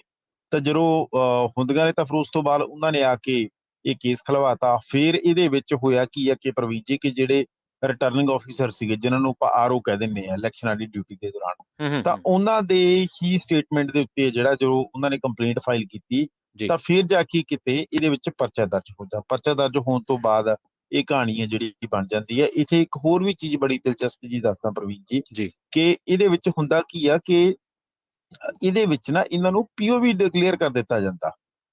ਠੀਕ ਆ। ਜਿਹੜੇ ਹਰਮੀਤ ਸਿੰਘ ਪਠਾਨ ਮਾਜਰਾ, ਇਹਨਾਂ ਨੂੰ POV ਜਿਹੜਾ ਡਿਕਲੇਅਰ ਕਰ ਦਿੱਤੇ ਜਾਂਦੇ ਨੇ। ਤਾਂ ਉਹ ਦੇਖੋ ਗੱਲ ਹੁਣ ਮਤਲਬ ਕਿਤੇ ਨਾ ਕਿਤੇ ਬੜੇ ਸਵਾਲ ਖੜੇ ਹੋ ਜਾਂਦੇ ਆ ਕਿ ਦੇਖੋ ਇੱਕ ਪਾਸੇ ਇਲੈਕਸ਼ਨਾਂ ਨੇ, ਇੱਕ ਪਾਸੇ ਇੱਕ MLA ਕੈਂਡੀਡੇਟ ਆ, ਦੂਜੇ ਪਾਸੇ ਤੋਂ ਹੈ ਕਿ ਜਦੋਂ PO ਡਿਕਲੇਅਰ ਕਰ ਦਿੱਤਾ ਜਾਂਦਾ ਤਾਂ ਕੀ ਉਹ ਜਦੋਂ ਪ੍ਰਚਾਰ ਕਰਦਾ ਫਿਰਦਾ ਆਪਣੇ ਲੋਕਾਂ ਨੂੰ ਉੱਥੇ ਮਿਲਦਾ ਫਿਰਦਾ ਤਾਂ ਉਦੋਂ ਪੁਲਿਸ ਉਹਨੂੰ ਫੜਦੀ ਨਹੀਂ ਹੈ। ਕਿਉਂਕਿ ਜਿਸ ਤਰ੍ਹਾਂ ਦੇ ਨਾਲ ਸਿਮਰਜੀਤ ਸਿੰਘ ਬੈਂਸ, ਤੁਹਾਨੂੰ ਪਤਾ, ਉਹ ਵੀ PO ਡਿਕਲੇਅਰ ਹੋਏ ਆ। ਉਹ ਇਸ ਵੇਲੇ ਚਲੋ ਠੀਕ ਹੈ ਸਿਟਿੰਗ MLA ਨਹੀਂ ਹੈ, ਉਹ ਗਾਇਬ ਹੋ ਗਏ। ਇਹ ਦੇਖੋ ਇਹ ਇਸੇ ਤਰ੍ਹਾਂ ਦੇ ਨਾਲ ਫਿਰਦੇ ਆ। ਤਾਂ ਫਿਰ ਜੇ ਦੇਖੋ ਉਸ ਵੇਲੇ PO ਡਿਕਲੇਅਰ ਸੀ ਤਾਂ ਉਸ ਤੋਂ ਬਾਅਦ ਆ ਕੇ ਮਸਲਾ ਤਾਂ ਹੱਲ ਹੋਇਆ ਨਹੀਂ ਹੋਣਾ। ਜਾਂ ਮਸਲਾ ਹੱਲ ਹੋ ਜਾਂਦਾ ਤਾਂ ਅੱਜ ਕਿਤੇ ਨਾ ਕਿਤੇ ਜਾ ਕੇ ਉਹਨਾਂ ਦੀ ਵੀ ਕਿਤੇ ਸਟੇਟਮੈਂਟ ਸਾਹਮਣੇ ਆ ਜਾਂਦੀ ਸੀ। ਸ਼ਾਇਦ ਮੈਨੂੰ ਤਾਂ ਕਿਤੇ ਇਹਨਾਂ ਦੀ ਕੋਈ ਸਟੇਟਮੈਂਟ ਦਿਖੀ ਨਹੀਂ, ਪਰ ਸਵਾਲ ਜ਼ਰੂਰ ਖੜੇ ਹੁੰਦੇ ਆ ਪ੍ਰਵੀਨ ਜੀ। ਨਾਲ ਦੀ ਨਾਲ ਦੂਜੇ ਪਾਸੇ ਤੋਂ ਇਹ ਵੀ ਚੀਜ਼ ਆ ਕਿ ਜਿਹੜੇ ਵਿਰੋਧੀ ਧਿਰਾਂ ਨੇ ਜਾਂ ਆਮ ਲੋਕ ਨੇ ਜਾਂ ਇਹਨਾਂ ਦੇ ਪਾਰਟੀ ਦੇ ਵਰਕਰ ਆ ਜਾਂ ਕਹੀਏ ਕਿ ਆਮ ਲੋਕ, ਉਹ ਜ਼ਰੂਰ ਸਵਾਲ ਕਰਨਗੇ ਕਿ ਭਾਈ ਇਹ ਬਦਲਾਅ। ਤਾਂ ਇਸ ਤਰ੍ਹਾਂ ਦੇ ਨਾਲ ਸਵਾਲ ਜ਼ਰੂਰ ਖੜੇ ਹੋਣਗੇ। ਪਰ ਦੂਜੇ ਪਾਸੇ ਤੋਂ ਪ੍ਰਵੀਨ ਜੀ ਇੱਕ ਚੀਜ਼ ਹੋਰ ਵੀ ਆ, ਫਰਜ਼ ਕਰੋ ਇਸ ਤਰ੍ਹਾਂ ਦੇ ਕੇਸਿਸ ਤੋਂ ਅਸੀਂ ਆਪਣੇ ਨੇੜੇ ਹੀ ਦੇਖਿਆ ਸੀਗਾ। ਇੱਧਰ ਕਹਿੰਦੀ ਕਿ ਜਿਹੜਾ ਸੀਗਾ ਘੁਮਾਇਆ ਦਾ ਬੇਟਾ, ਉਹ ਇਲੈਕਸ਼ਨਾਂ ਦੇ ਤੁਹਾਨੂੰ ਪਤਾ ਕਿ ਜਿੱਤੇ ਸੀਗੇ। ਜਦੋਂ ਇਲੈਕਸ਼ਨ ਜਿੱਤੇ ਉਦੋਂ ਸਰਜੀਤ ਕੁਮਾਰ ਜਿਆਣੀ ਨੇ, ਹਨਾ, ਤੁਸੀਂ ਸ਼ਾਇਦ ਧਿਆਨ ਚ ਹੋਏ ਤਾਂ ਤੁਹਾਨੂੰ, ਸਰਜੀਤ ਕੁਮਾਰ ਜਿਆਣੀ ਨੇ ਹੀ ਮੈਨੂੰ ਲੱਗਦਾ ਪਟੀਸ਼ਨ ਸ਼ਾਇਦ ਫਾਈਲ ਕੀਤੀ ਸੀ ਕਿ ਉਹਨਾਂ ਦੀ ਡੇਟ ਆਫ ਬਰਥ ਆ ਜਿਹੜੀ ਉਹ ਮਿਸਮੈਚ ਸੀਗੀ। ਉਹਦੇ ਵਿੱਚ ਤੁਹਾਨੂੰ ਪਤਾ ਕਿ ਉਸ ਵੇਲੇ ਰੌਲਾ ਪਿਆ ਸੀਗਾ ਕਿ ਜਦੋਂ ਸ਼ੇਰ ਸਿੰਘ ਘੁਬਾਇਆ ਦਾ ਬੇਟਾ ਜਿਹੜਾ, ਤਾਂ ਉਹ ਵਿਧਾਇਕ ਬਣਦੇ ਨੇਗੇ। ਤਾਂ ਉਸ ਤੋਂ ਬਾਅਦ ਸਵਾਲ ਖੜੇ ਹੁੰਦੇ ਆ ਕਿ ਬਈ ਇਹ ਕੀ ਹੋ ਗਿਆ। ਫਿਰ ਜਾ ਕੇ ਕਿਤੇ ਉਹ ਮੈਨੂੰ ਲੱਗਦਾ ਸ਼ਾਇਦ ਕੇਸ ਤਾਂ ਵਿੱਚ ਵਿਚਾਲੇ ਰਹਿ ਗਿਆ ਪ੍ਰਵੀਨ ਜੀ, ਪਰ ਉਹ 5 ਸਾਲ ਆਪਣੀ MLA ਦਾ ਟੈਨਿਓਰ ਵੀ ਪੂਰਾ ਕਰ ਜਾਂਦੇ ਆ। ਕਿਤੇ ਇੱਥੇ ਵੀ ਇਸੇ ਤਰ੍ਹਾਂ ਦੇ ਨਾਲ ਨਾ ਹੋਏ ਕਿ 5 ਸਾਲ ਦਾ ਟੈਨਿਓਰ ਇਹ ਵੀ ਪੂਰਾ ਕਰ ਜਾਣ। ਉਸ ਤੋਂ ਬਾਅਦ ਤੁਹਾਨੂੰ ਪਤਾ ਜਦੋਂ ਇੱਕ ਵਾਰੀ ਦਾ ਟਾਈਮ ਪੂਰਾ ਹੋ ਜੇ, ਉਸ ਤੋਂ ਬਾਅਦ ਆ ਕੇ ਤਾਂ ਫਿਰ ਕਾਰਵਾਈ ਹੈ ਜਿਹੜੀ ਕਿਤੇ ਨਾ ਕਿਤੇ ਜਾ ਕੇ ਉਹ ਵੀ ਮੱਠੀ ਪੈ ਜਾਂਦੀ, ਕਿਉਂਕਿ ਦੂਸਰਾ ਜਿਹੜਾ ਵਿਰੋਧੀ ਧਿਰ ਹੁੰਦਾ ਉਹ ਵੀ ਕਿਤੇ ਨਾ ਕਿਤੇ ਜਾ ਕੇ ਥੋੜਾ ਢਿੱਲਾ ਪੈ ਜਾਂਦਾ। ਪਰ ਸਵਾਲ ਇਹ ਖੜੇ ਹੁੰਦੇ ਆ ਕਿ ਉਸ ਵੇਲੇ ਕਿਉਂ ਇਨਫੋਰਮੇਸ਼ਨ ਹਾਈਡ ਕੀਤੀ ਗਈ ਹੈ। ਨਾਲ ਦੀ ਨਾਲ ਦੂਜੇ ਪਾਸੇ ਵੀ ਹੈ ਕਿ ਜੇ ਇਹ ਚੀਜ਼ਾਂ ਨੇ ਕਿ ਦੇਖੋ ਹਰ ਇੱਕ ਚੀਜ਼ ਇੱਥੇ ਡਿਜੀਟਲ ਆ, ਤਾਂ ਜੇ ਕਿਤੇ ਨਾ ਕਿਤੇ ਮਤਲਬ ਹਰੇਕ ਚੀਜ਼ ਡਿਜੀਟਲ ਆ ਤਾਂ ਫਿਰ ਆਮ ਬੰਦੇ ਨਾਲ ਜਾਂ ਆਮ ਲੋਕਾਂ ਨੂੰ ਤਾਂ ਪਰੇਸ਼ਾਨੀ ਆ ਜਾਂਦੀ ਆ। ਫਿਰ ਇਹਨਾਂ ਦਾ ਰਿਕਾਰਡ ਕਿਉਂ ਨਹੀਂ ਮੇਨਟੇਨ ਹੁੰਦਾ ਜਾਂ ਇਹਨਾਂ ਦਾ ਰਿਕਾਰਡ ਕਿਉਂ ਨਹੀਂ ਆਨਲਾਈਨ ਚੈੱਕ ਹੁੰਦਾ। ਤਾਂ ਇਹ ਵੀ ਕਿਤੇ ਨਾ ਕਿਤੇ ਸਵਾਲ ਖੜੇ ਹੁੰਦੇ ਆ ਪ੍ਰਵੀਨ ਜੀ। ਕੁੱਲ ਮਿਲਾ ਕੇ ਸਵਾਲ ਚਾਰੇ ਪਾਸੇ ਤੋਂ ਖੜੇ ਹੋ ਰਹੇ ਆ, ਪਰ ਹੁਣ ਦੇਖਣਾ ਹੋਏਗਾ ਕਿ ਕੀ ਇਸ ਮਸਲੇ ਦੇ ਵਿੱਚ ਆਮ ਆਦਮੀ ਪਾਰਟੀ ਕੋਈ ਕਾਰਵਾਈ ਕਰਦੀ ਹੈ ਜਾਂ ਨਹੀਂ ਕਰਦੀ ਆ। ਇਹ ਵੀ ਨਾਲ ਦੀ ਨਾਲ ਸਵਾਲ ਖੜੇ ਹੋਣਗੇ ਕਿ ਪਾਰਟੀ ਦੀ ਕੋਈ ਇਸ ਚੀਜ਼ ਦੇ ਉੱਤੇ ਸਟੈਂਡ ਲੈਂਦੀ ਆ ਜਾਂ ਪਾਰਟੀ ਐਟਲੀਸਟ ਇਹ ਚੀਜ਼ ਕਹਿੰਦੀ ਹੈ ਕਿ ਹਾਂ ਸਾਡੇ ਬੰਦੇ ਨੇ ਜੋ ਇਨਫੋਰਮੇਸ਼ਨ ਹਾਈਡ ਕੀਤੀ ਆ ਉਹ ਉਹਦੀ ਗਲਤੀ। ਐਟਲੀਸਟ ਇੰਨਾ ਵੀ ਕਮਿਟ ਕਰ ਲੈਣ ਪ੍ਰਵੀਨ ਜੀ, ਮੈਨੂੰ ਲੱਗਦਾ ਸ਼ਾਇਦ ਇਹ ਵੀ ਕਾਫੀ ਹੋਏਗਾ। ਇਹਦੇ ਨਾਲ ਵੀ ਕਿਤੇ ਨਾ ਕਿਤੇ ਜਿਹੜਾ ਲੋਕਾਂ ਦਾ ਗੁੱਸਾ ਉਹ ਜ਼ਰੂਰ ਕਿਤੇ ਨਾ ਕਿਤੇ ਠੰਡਾ ਹੋਏਗਾ ਪ੍ਰਵੀਨ ਜੀ। ਦੇਖੋ ਮਾਨ ਸਾਹਿਬ, ਪੋਲੀਟੀਕਲ ਰਿਫਾਰਮਸ ਹੋਣੇ ਚਾਹੀਦੇ ਔਰ ਪੋਲੀਟੀਕਲ ਰਿਫਾਰਮਸ ਇੱਥੋਂ ਤੱਕ ਹੋਣੇ ਚਾਹੀਦੇ ਆ ਵੀ ਹਰੇਕ ਬੰਦਾ ਜਿਹੜਾ ਵੀ ਚੋਣ ਲੜੇ, ਕਿਸੇ ਵੀ ਪਾਰਟੀ ਤੋਂ ਲੜੇ, ਉਸ ਬੰਦੇ ਬਾਰੇ ਜਿਹੜੀ ਸਾਰੀ ਜਾਣਕਾਰੀ ਆ ਉਹ ਦਰੁਸਤ ਹੋਵੇ ਤੇ ਉਹਦੇ ਚੋਣ ਲੜਨ ਤੋਂ ਪਹਿਲਾਂ ਹੀ ਉਹਦੇ ਬਾਰੇ ਸਾਰੀ ਜਿਹੜੀ ਪੁਸ਼ਟੀ ਉਹ ਕਰ ਲਈ ਜਾਵੇ। ਤੁਹਾਨੂੰ ਯਾਦ ਹੋਣਾ 2012 ਦੇ ਵਿੱਚ ਮੁਹੰਮਦ ਸਦੀਕ ਜੀ ਜਿੱਤ ਗਏ ਸੀ ਭਦੌੜ ਤੋਂ, ਦਰਬਾਰਾ ਸਿੰਘ ਗੁਰੂ ਦੇ ਖਿਲਾਫ ਉਹ ਚੋਣ ਲੜੇ ਸੀ। ਸਦੀਕ ਸਾਹਿਬ ਜਿੱਤ ਬਿਲਕੁਲ ਗਏ ਬਿਲਕੁਲ ਤੇ ਪਰ ਵਿਧਾਨ ਸਭਾ ਜਾਣਾ ਨਸੀਬ ਨਹੀਂ ਹੋਇਆ। ਵੈਸੇ ਜਾ ਕੇ ਕਿਹੜਾ ਕੋਈ ਰਾਜੀ ਹੈ ਵਿਧਾਨ ਸਭਾ 'ਚ, ਕਿਉਂਕਿ ਉੱਥੇ ਕੰਮ ਕਰਨਾ ਪੈਂਦਾ, ਰਿਪੋਰਟ ਕਾਰਡ ਜੀ ਜੀ ਪੇਸ਼ ਕਰਨਾ ਪੈਂਦਾ। ਜੀ ਤੇ ਉਹ ਸਾਰੀ ਜਿਹੜੀ ਉਹਨਾਂ ਦੀ ਟੈਨਿਓਰ ਸੀਗੀ ਉਹ ਹਾਈ ਕੋਰਟ ਤੇ ਕੋਰਟ ਕਚਹਿਰੀਆਂ ਦੇ ਗੇੜੇ ਲਾਉਂਦਿਆਂ ਦੀ ਲੰਘ ਗਈ ਤੇ 2017 ਦੇ ਵਿੱਚ ਸਦੀਕ ਸਾਹਿਬ ਲੜੇ ਚੋਣ ਜੈਤੋ ਆ ਕੇ। 2017 ਪਰ ਮਾਸਟਰ ਜੀ ਉੱਥੇ ਬਾਜ਼ੀ ਮਾਰ ਕੇ, ਮਾਸਟਰ ਬਲਦੇਵ ਜੀ ਜਿਹੜੇ ਬਾਅਦ 'ਚ ਖਹਿਰਾ ਗਰੁੱਪ ਨਾਲ ਜਾ ਲੜੇ ਸੀ ਖੁਦ ਮੁਖਤਿਆਰੀ ਧੜੇ ਦੇ ਜੀ ਨਾਲ। ਜੀ ਜੀ ਬਿਲਕੁਲ ਜੀ ਜੀ ਪਰ ਜੀ 2019 ਦੇ ਵਿੱਚ ਵੇਖੋ ਵੀ ਸਦੀਕ ਸਾਹਿਬ ਵਿਧਾਨ ਸਭਾ ਤਾਂ ਨਹੀਂ ਪਹੁੰਚ ਸਕੇ, ਪਰ ਸਦੀਕ ਸਾਹਿਬ ਦਾ ਲੋਕ ਸਭਾ ਦੇ ਵਿੱਚ ਦਾਅ ਲੱਗ ਗਿਆ ਫਰੀਦਕੋਟ ਤੋਂ। ਫਿਰ 2019 ਚ ਜਾ ਕੇ ਲੋਕ ਸਭਾ ਬਹਿ ਗਏ ਸੀ। ਉਹ ਗੱਲ ਵੱਖਰੀ ਆ ਵੀ ਉੱਥੇ ਜਾ ਕੇ ਕਈ ਵਾਰੀ ਬੰਦੇ ਨੂੰ ਨੀਂਦ ਦਾ ਝੂਟਾ ਵੀ ਆ ਜਾਂਦਾ ਹੈ ਤੇ ਕਈ ਵਾਰੀ ਫਿਰ ਮੋਢਾ ਜੀ ਗੋਡਾ ਵੀ ਦੁਖਦਾ। ਫਿਰ ਉਮਰ ਦੇ ਹਿਸਾਬ ਨਾਲ ਤੁਹਾਨੂੰ ਪਤਾ ਸਰੀਰਾਂ 'ਚ ਤਕਲੀਫਾਂ ਤਾਂ ਆਉਂਦੀਆਂ ਹੀ ਰਹਿੰਦੀਆਂ। ਸੋ ਮਾਨ ਸਾਹਿਬ, ਬਹੁਤ ਬਹੁਤ ਧੰਨਵਾਦ ਤੁਹਾਡਾ ਸਾਡੇ ਨਾਲ ਜੁੜਨ ਦੇ ਲਈ, ਅਹਿਮ ਜੀ ਜਾਣਕਾਰੀਆਂ ਦੇ ਲਈ। ਜੀ ਮਿਹਰਬਾਨੀ ਕਰੋ ਜੀ, ਸ਼ੁਕਰੀਆ। ਜੀ, ਇਹ ਸਰ ਆਪਣੇ ਨਾਲ ਜਸਪਾਲ ਮਾਨ ਪੰਜਾਬ ਤੋਂ ਜੁੜੇ ਸਨ ਤੇ ਉਹਨਾਂ ਨੇ ਆਪਾਂ ਨੂੰ ਕਈ ਖਬਰਾਂ ਬਾਰੇ ਜਾਣਕਾਰੀਆਂ ਦਿੱਤੀਆਂ ਨੇ। ਪ੍ਰੋਗਰਾਮ ਦੇ ਅਗਲੇ ਹਿੱਸੇ ਵੱਲ ਵਧਦੇ ਹਾਂ, ਕਈ ਹੋਰ ਅਹਿਮ ਖਬਰਾਂ ਦੇ ਵੱਲ ਗੱਲਬਾਤ ਕਰਦੇ ਹਾਂ। ਉਸ ਅਹਿਮ ਖਬਰਾਂ ਦੇ ਬਾਰੇ ਕਰਨਾਟਕ ਦੀ ਗੱਲ ਕਰਾਂਗੇ, ਜਿੱਥੇ ਕਰਨਾਟਕ ਸਰਕਾਰ ਨੇ ਸ਼ਹੀਦ ਆਜ਼ਮ ਦੇ ਬਾਰੇ, ਸ਼ਹੀਦ ਆਜ਼ਮ ਸਰਦਾਰ ਭਗਤ ਸਿੰਘ ਦੇ ਬਾਰੇ ਲੇਖ ਆ ਜਿਹੜਾ ਉਹ ਸਿਲੇਬਸ ਤੋਂ ਹਟਾ ਦਿੱਤਾ ਹੈ ਤੇ ਹੁਣ ਵਿਰੋਧੀ ਧਿਰਾਂ ਦੇ ਨਿਸ਼ਾਨੇ ਤੇ ਇਹ ਜਿਹੜੀ ਸਰਕਾਰ ਆ ਗਈ ਹੈ। ਅਰਵਿੰਦ ਕੇਜਰੀਵਾਲ ਦਿੱਲੀ ਦੇ ਮੁੱਖ ਮੰਤਰੀ ਨੇ ਵੀ ਸਕੂਲ ਦੀ ਕਿਤਾਬ ਦੇ ਵਿੱਚੋਂ ਸ਼ਹੀਦ ਆਜ਼ਮ ਭਗਤ ਸਿੰਘ ਬਾਰੇ ਪਾਠ ਨੂੰ ਹਟਾਉਣ ਦੇ ਲਈ ਕਰਨਾਟਕ ਦੀ ਭਾਜਪਾ ਦੀ ਅਗਵਾਈ ਵਾਲੀ ਸਰਕਾਰ ਤੇ ਹਮਲਾ ਬੋਲਿਆ। ਉਹਨਾਂ ਨੇ ਕਿਹਾ ਹੈ ਕਿ ਇਹ ਕਦਮ ਮਹਾਨ ਆਜ਼ਾਦੀ ਘੁਲਾਟੀਏ ਦੀ ਸ਼ਹਾਦਤ ਦਾ ਅਪਮਾਨ ਹੈ ਅਤੇ ਕਰਨਾਟਕ ਸਰਕਾਰ ਨੂੰ ਇਹ ਫੈਸਲਾ ਵਾਪਸ ਲੈਣਾ ਚਾਹੀਦਾ ਹੈ। ਆਮ ਆਦਮੀ ਪਾਰਟੀ ਦੇ ਕੌਮੀ ਕਨਵੀਨਰ ਕੇਜਰੀਵਾਲ ਨੇ ਟਵੀਟ ਕੀਤਾ ਕਿ ਦੇਸ਼ ਆਪਣੇ ਸ਼ਹੀਦਾਂ ਦਾ ਇਸ ਤਰ੍ਹਾਂ ਅਪਮਾਨ ਬਰਦਾਸ਼ਤ ਨਹੀਂ ਕਰੇਗਾ। ਉਹਨਾਂ ਭਾਜਪਾ ਨੂੰ ਸਵਾਲ ਕੀਤਾ ਕਿ ਉਸਦੇ ਲੋਕ ਭਗਤ ਸਿੰਘ ਤੋਂ ਇੰਨੀ ਨਫ਼ਰਤ ਕਿਉਂ ਕਰਦੇ ਆ। All India democratic student organisation ਅਤੇ all India save education committee ਸਮੇਤ ਕੁਝ ਸੰਗਠਨਾਂ ਨੇ ਦਾਅਵਾ ਕੀਤਾ ਹੈ ਕਿ ਕਰਨਾਟਕ ਸਰਕਾਰ ਨੇ ਸਕੂਲ ਦੀ ਕਿਤਾਬ ਦੇ ਵਿੱਚੋਂ ਭਗਤ ਸਿੰਘ ਬਾਰੇ ਪਾਠ ਹਟਾ ਦਿੱਤਾ ਤੇ 10ਵੀਂ ਜਮਾਤ ਦੀ ਸੋਧੀ ਕੰਨੜ ਕਿਤਾਬ ਦੇ ਵਿੱਚ ਆਰਐਸਐਸ ਸੰਸਥਾਪਕ ਕੇਸ਼ਵ ਬਲੀਰਾਮ ਹੇਡਗੇਵਾਰ ਦਾ ਭਾਸ਼ਣ ਸ਼ਾਮਲ ਕਰ ਲਿਆ ਗਿਆ। ਇਹ ਹੁਣ ਤੋਂ ਨਹੀਂ ਹੈ, ਬਹੁਤ ਸਮੇਂ ਤੋਂ, ਪਿਛਲੇ ਲੰਬੇ ਸਮੇਂ ਤੋਂ ਸਕੂਲੀ ਸਿਲੇਬਸ ਦੇ ਵਿੱਚ ਜਿਹੜੇ ਅਸਲ ਵੀਰ ਯੋਧੇ ਨੇ, ਜਿਨ੍ਹਾਂ ਨੇ ਲੋਕਾਂ ਲਈ ਕੁਰਬਾਨੀਆਂ ਕੀਤੀਆਂ, ਹਿੰਦੁਸਤਾਨ ਦੇ ਲਈ ਕੁਰਬਾਨੀਆਂ ਕੀਤੀਆਂ, ਉਹਨਾਂ ਨੂੰ ਹੌਲੀ-ਹੌਲੀ ਇਰੇਜ਼ ਕੀਤਾ ਜਾ ਰਿਹਾ ਤੇ ਉਹਨਾਂ ਦੀ ਥਾਂ ਤੇ ਉਹ ਲੋਕ ਜਿਨ੍ਹਾਂ ਨੇ ਬ੍ਰਿਟਿਸ਼ ਹਕੂਮਤ ਤੋਂ ਮਾਫੀਆਂ ਮੰਗੀਆਂ, ਜਿਨ੍ਹਾਂ ਨੇ ਬ੍ਰਿਟਿਸ਼ ਹਕੂਮਤ ਦੇ ਸਾਹਮਣੇ ਇਹ ਕਿਹਾ ਕਿ ਸਾਥੋਂ ਜੰਗੇ ਆਜ਼ਾਦੀ ਦੇ ਵਿੱਚ ਭਾਗ ਲੈ ਕੇ ਗਲਤੀ ਹੋ ਗਈ। ਉਹਨਾਂ ਦੇ ਵਿੱਚ ਵੀਰ ਸਾਵਰਕਰ ਦਾ ਨਾਂ, ਅਟਲ ਬਿਹਾਰੀ ਵਾਜਪਾਈ ਦਾ ਨਾਂ, ਇੱਥੋਂ ਤੱਕ ਕਿ ਕਈ ਹਿੰਦੂ ਜਥੇਬੰਦੀਆਂ ਆਜ਼ਾਦੀ ਦੇਣ ਦੇ ਵੀ ਵਿਰੋਧ ਦੇ ਵਿੱਚ ਸਨ। ਜੇਕਰ ਤੁਸੀਂ ਅਖਬਾਰਾਂ ਚੱਕ ਲਓ 1940, 41, 42 ਦੀਆਂ, ਤੇ ਉਦੋਂ ਦੇ ਕਈ ਜਥੇਬੰਦੀਆਂ ਦੇ ਬਿਆਨ ਪੜ੍ਹੋਗੇ ਤਾਂ ਉਹਨਾਂ ਨੇ ਕਿਹਾ ਸੀ ਕਿ ਅਸੀਂ ਤਾਂ ਆਜ਼ਾਦੀ ਮੰਗਦੇ ਹੀ ਨਹੀਂ, ਜਦੋਂ ਕਿਤੇ ਪੁਲਿਸ ਦਾ ਡੰਡਾ ਚੱਲਦਾ ਹੁੰਦਾ ਸੀ। ਤਾਂ ਅੱਜ ਉਹ ਏਜੰਡਾ ਜਿਹੜਾ ਰੁਕਿਆ ਨਹੀਂ ਹੈ। ਵਾਰੀ ਸਿਰ ਕਦੇ ਕਿਸੇ ਸੂਬੇ ਦੇ ਵਿੱਚ, ਕਦੇ ਕਿਸੇ ਸੂਬੇ ਦੇ ਵਿੱਚ ਅਸੀਂ ਇਹ ਖਬਰਾਂ ਸੁਣਦੇ ਹਾਂ, ਪੜ੍ਹਦੇ ਹਾਂ। ਪਰ ਦੇਸ਼ ਦੇ ਬੱਚਿਆਂ ਨੂੰ ਅਸਲ ਹੀਰੋਜ਼ ਬਾਰੇ ਦੱਸਣਾ ਹੀ ਸਾਡੀ ਜਿਹੜੀ ਆ ਪ੍ਰਾਪਤੀ ਹੈ। ਜੇਕਰ ਉਹਨਾਂ ਦੀ ਥਾਂ ਤੇ ਜਾਲੀ ਲੋਕਾਂ ਨੇ ਲੈ ਲਈ, ਅਸੀਂ ਨਹੀਂ ਕਹਿੰਦੇ ਕਿਸੇ ਨੂੰ ਕਿਸੇ ਬਾਰੇ ਨਾ ਪੜ੍ਹਾਓ, ਪੜ੍ਹਾਓ। ਜੇ ਕਿਸੇ ਬਾਰੇ ਤੁਹਾਨੂੰ ਸਾਵਰਕਰ ਬਾਰੇ ਤੁਸੀਂ ਜਾਣਕਾਰੀ ਦੇਣੀ ਹੈ ਜਾਂ ਤੁਹਾਨੂੰ ਲੱਗਦਾ ਕਿ ਅਟਲ ਬਿਹਾਰੀ ਵਾਜਪਾਈ ਬਾਰੇ ਪੜ੍ਹਾਉਣਾ ਜਾਂ ਹਿਡਗੇਵਾਰ ਬਾਰੇ ਪੜ੍ਹਾਉਣਾ, ਪੜ੍ਹਾਓ, ਕੋਈ ਰੋਕਦਾ ਥੋੜ੍ਹਾ ਆ। ਪਰ ਸ਼ਹੀਦਾਂ ਨੂੰ, ਕੌਮੀ ਯੋਧਿਆਂ ਨੂੰ ਕਿਉਂ ਤੁਸੀਂ ਪਾਸੇ ਕਰਦੇ ਹੋ? ਇਹ ਤੁਹਾਡੇ ਤੇ ਸਵਾਲ ਜਿਹੜੇ ਆ ਉਹ ਹੁੰਦੇ ਰਹਿਣਗੇ। ਗੱਲਬਾਤ ਕਰਦੇ ਹਾਂ ਗਿਆਨਵਾਪੀ ਮਸਜਿਦ ਦੀ। ਹੁਣ ਖਬਰਾਂ ਇਹ ਆ ਰਹੀਆਂ ਵੀ ਜਿਹੜੇ ਸੁਪਰੀਮ ਕੋਰਟ ਆ ਉਹਨੇ ਵਾਰਾਣਸੀ ਦੇ ਡੀਸੀ ਨੂੰ ਹੁਕਮ ਦਿੱਤਾ ਹੈ ਕਿ ਉਹ ਇਸ ਇਲਾਕੇ ਦੀ ਸੁਰੱਖਿਆ ਜਿਹੜੀ ਹੈ ਯਕੀਨੀ ਬਣਾਉਣ, ਜਿੱਥੇ ਸਰਵੇਖਣ ਦੇ ਦੌਰਾਨ ਸ਼ਿਵਲਿੰਗ ਮਿਲਣ ਦੇ ਦਾਅਵੇ ਕੀਤੇ ਗਏ ਹੈ। ਸਰਵਉੱਚ ਅਦਾਲਤ ਨੇ ਇਹ ਵੀ ਕਿਹਾ ਕਿ ਮੁਸਲਮਾਨ ਬਿਨਾਂ ਕਿਸੇ ਰੁਕਾਵਟ ਦੇ ਗਿਆਨਵਾਪੀ ਮਸਜਿਦ ਦੇ ਵਿੱਚ ਨਮਾਜ਼ ਅਦਾ ਕਰਨਾ ਜਾਰੀ ਰੱਖ ਸਕਦੇ ਨੇ। ਇਹਦੇ ਨਾਲ ਦੀ ਜੋ ਮਿਲਦੀ ਜੁਲਦੀ ਖਬਰ ਇੱਕ ਜਿਹੜੀ ਹੈ ਉਹ ਇਹ ਵੀ ਹੈ ਕਿ ਹੁਣ ਲੋਕਾਂ ਨੂੰ ਇਹੋ ਜਿਹੇ ਮਸਲਿਆਂ ਦੇ ਵਿੱਚ ਉਲਝਾਇਆ ਜਾ ਰਿਹਾ ਹੈ ਕਿ 2024 ਦੀ, ਜਿਵੇਂ ਰਾਤ ਵੀ ਆਪਾਂ ਪ੍ਰੋਗਰਾਮ ਦੇ ਵਿੱਚ ਜ਼ਿਕਰ ਕੀਤਾ ਸੀਗਾ ਕਿ 2024 ਦੀਆਂ ਤਿਆਰੀਆਂ ਨੇ, ਇੱਕ ਖਾਸ ਏਜੰਡੇ ਨੂੰ ਅਮਲੀ ਜਾਮਾ ਪਹਿਨਾਉਣ ਦੀਆਂ ਤਿਆਰੀਆਂ ਨੇ, ਮਾਈਨੋਰਟੀਜ਼ ਨੂੰ ਇਹ ਮਹਿਸੂਸ ਕਰਾਉਣ ਦੀਆਂ ਤਿਆਰੀਆਂ ਨੇ ਕਿ ਤੁਸੀਂ ਹੁਣ ਆਪਣੇ ਘਰਾਂ ਦੇ ਵਿੱਚ ਵੜ ਕੇ ਬੈਠੋ। ਹੁਣ ਰਾਜ ਜਿਹੜਾ ਵਾ ਉਹ ਮੋਦੀ ਹਕੂਮਤ ਦਾ, ਭਾਜਪਾ ਦਾ, ਆਰਐਸਐਸ ਦਾ, ਇਹ ਜਿਤਾਉਣ ਦੀਆਂ ਗੱਲਾਂ ਹੋਰ ਗੱਲਾਂ ਨਹੀਂ, ਇਹ ਜਿਤਾਉਣ ਦੀਆਂ ਅਮਲੀ ਜਾਮੇ ਪਹਿਨਾਏ ਜਾ ਰਹੇ ਨੇ ਇਹਨਾਂ ਚੀਜ਼ਾਂ ਨੂੰ। ਪਰ ਇਸੇ ਦਰਮਿਆਨ ਇੱਕ ਖਬਰ ਸਾਰਿਆਂ ਨਾਲ ਸਾਂਝੀ ਕਰਦੇ ਚੱਲੀਏ। ਖਬਰ ਇਹ ਹੈ ਵੀ ਸਰਕਾਰ ਦੇ ਆંકੜੇ ਕਹਿੰਦੇ ਆ, ਕਿਸੇ ਨੇ ਚੁਰਾਏ ਨਹੀਂ ਹੈ, ਕਿ ਦੇਸ਼ ਦੇ ਵਿੱਚ ਜਿਹੜੀ ਮਹਿੰਗਾਈ ਦਰ ਹੈ ਉਹ ਇਸ ਸਾਲ ਅਪ੍ਰੈਲ ਮਹੀਨੇ ਦੇ ਵਿੱਚ ਰਿਕਾਰਡ 15.08% ਤੇ ਰਹੀ ਹੈ, ਜਦਕਿ ਮਾਰਚ ਦੇ ਵਿੱਚ ਇਹ 14.55% ਸੀ। ਮਹਿੰਗਾਈ ਰਿਕਾਰਡ ਪੱਧਰ ਤੇ ਹੈ, ਡੀਜ਼ਲ ਪੈਟਰੋਲ ਮਹਿੰਗੇ ਆ, ਸਿਲੰਡਰ ਵੀ ਮਹਿੰਗਾ, ਸਾਰਾ ਕੁਝ ਮਹਿੰਗਾ ਹੈ। ਪਰ ਪਤਾ ਨਹੀਂ ਕਿਉਂ ਸਾਡੇ ਦੇਸ਼ ਦੇ ਲੋਕ ਜਿਹੜੇ ਆ, ਉਹਨਾਂ ਨੂੰ ਜਦੋਂ ਬਲਡੋਜ਼ਰ ਚੱਲਦਾ ਨਾ, ਖਾਸ ਕਰਕੇ ਮੁਸਲਿਮ ਭਾਈਚਾਰੇ ਦੀਆਂ ਬਸਤੀਆਂ ਦੇ ਵਿੱਚ, ਗਰੀਬਾਂ ਦੀਆਂ ਬਸਤੀਆਂ ਦੇ ਵਿੱਚ, ਤਾਂ ਉਹਨਾਂ ਨੂੰ ਬੜੀ ਖੁਸ਼ੀ ਚੜ੍ਹਦੀ ਹੈ, ਉਹਨਾਂ ਨੂੰ ਬੜਾ ਚਾਅ ਚੜ੍ਹਦਾ ਹੈ। ਔਰ ਸੱਤਾ ਦੇ ਚੀਜ਼ਾਂ ਰਾਸ ਆਉਂਦੀਆਂ ਨੇ। ਸੱਤਾ ਨੂੰ ਹਮੇਸ਼ਾ ਉਹ ਚੀਜ਼ ਰਾਸ ਆਉਂਦੀ ਆ ਜਿਹੜੀ ਬਹੁ ਗਿਣਤੀ ਨੂੰ ਪਸੰਦ ਆਉਂਦੀ, ਜਿਹਨੂੰ ਬਹੁ ਗਿਣਤੀ ਚਾਹੁੰਦੀ ਹੋਵੇ ਕਿ ਆਹ ਚੀਜ਼ ਹੋਣੀ ਚਾਹੀਦੀ ਹੈ। ਇਹ ਹੁਣ ਤੋਂ ਨਹੀਂ ਹੈ, ਪਹਿਲਾਂ ਤੋਂ ਵੀ ਆਪਾਂ ਦੇਖਿਆ 70 ਦਾ ਦਹਾਕਾ, 80 ਦਾ ਦਹਾਕਾ, ਫਿਰ 2000 ਚ ਆਉਣੇ ਆ ਅਸੀਂ, ਫਿਰ 2012-13 ਚ ਆਉਣੇ ਆ ਉੱਤਰ ਪ੍ਰਦੇਸ਼ ਦੇ ਵਿੱਚ ਮੁਜ਼ੱਫਰਨਗਰ। ਤਾਂ ਇਹ ਚੀਜ਼ਾਂ ਜਦੋਂ ਹੌਲੀ-ਹੌਲੀ ਬੀਤਦੀਆਂ ਨੇ, ਵਾਪਰਦੀਆਂ ਨੇ, ਔਰ ਇਹਨਾਂ ਨੂੰ ਬਕਾਇਦਾ ਇੱਕ ਰੂਪ ਦਿੱਤਾ ਜਾਂਦਾ, ਅਮਲੀ ਜਾਮਾ ਪਹਿਨਾਇਆ ਜਾਂਦਾ ਹੈ। ਜਲੂਸਾਂ ਦੇ ਵਿੱਚ ਨਾਅਰੇਬਾਜ਼ੀ ਦਾ ਕੀ ਮੰਤਵ? ਇੱਕ ਧਾਰਮਿਕ ਜਲੂਸ ਹੈ, ਉਹਦੇ ਵਿੱਚ ਜੇ ਝੰਡਾ ਮਸਜਿਦ ਤੇ ਲਾ ਦੇਂਗੇ ਤਾਂ ਕੀ ਹੋ ਜਾਊਗਾ? ਕਹਿਣ ਨੂੰ ਗੱਲ ਏਡੀ ਵੱਡੀ ਨਹੀਂ ਹੈ, ਪਰ ਗੱਲ ਬਹੁਤ ਵੱਡੀ ਹੈ, ਕਿਉਂਕਿ ਇੱਕ ਏਜੰਡੇ ਦਾ ਪ੍ਰੈਕਟੀਕਲ ਰੂਪ ਹੈ ਇਹ, ਜਿਹੜਾ ਅਦਿੱਖ ਹੈ ਪਰ ਅਦ੍ਰਿਸ਼ ਨਹੀਂ ਹੈ, ਜਿਹੜਾ ਦੇਖਿਆ ਤਾਂ ਨਹੀਂ ਜਾ ਸਕਦਾ ਪਰ ਮਹਿਸੂਸ ਜ਼ਰੂਰ ਕੀਤਾ ਜਾ ਸਕਦਾ। ਔਰ ਇਹ ਸਾਰਿਆਂ ਨੂੰ, ਸਾਰੇ ਲੋਕਾਂ ਨੂੰ, ਜਿਹੜੇ ਇਨਸਾਫ ਪਸੰਦ ਲੋਕ ਨੇ, ਜਿਹੜੇ ਵੰਨ-ਸੁਵੰਨਤਾ ਨੂੰ ਪਿਆਰ ਕਰਨ ਵਾਲੇ ਲੋਕ ਨੇ, ਜਿਹੜੇ ਇਨਸਾਨੀਅਤ ਨੂੰ ਪਿਆਰ ਕਰਨ ਵਾਲੇ ਲੋਕ ਨੇ, ਉਹਨਾਂ ਨੂੰ ਇਹਨਾਂ ਚੀਜ਼ਾਂ ਦਾ ਵਿਰੋਧ ਜਿਹੜਾ ਉਹ ਕਰਨਾ ਚਾਹੀਦਾ ਹੈ। ਪਰ ਦੁੱਖ ਦੀ ਗੱਲ ਇਹ ਵੀ ਹੈ ਵੀ ਸਾਡੇ ਦੇਸ਼ ਦੇ ਵਿੱਚ ਜਿਹੜਾ ਟੈਲੀਵਿਜ਼ਨ ਹੈ ਜਾਂ ਮੀਡੀਆ, ਉਹਦੇ 'ਚ ਮਹਿੰਗਾਈ ਕੋਈ ਮਸਲਾ ਨਹੀਂ ਹੈ, ਉਹਦੇ 'ਚ ਬੇਰੁਜ਼ਗਾਰੀ ਕੋਈ ਮਸਲਾ ਨਹੀਂ ਹੈ, ਉਹਦੇ 'ਚ ਹੋਰ ਅਹਿਮ ਮਸਲੇ ਜਿਹੜੇ ਆ ਲੋਕਾਂ ਦੇ, ਜਿਹੜੇ ਲੋਕਾਂ ਨਾਲ ਤਾਲੁਕਾਤ ਰੱਖਦੇ ਨੇ, ਉਹ ਕੋਈ ਮਸਲਾ ਨਹੀਂ ਹੈ।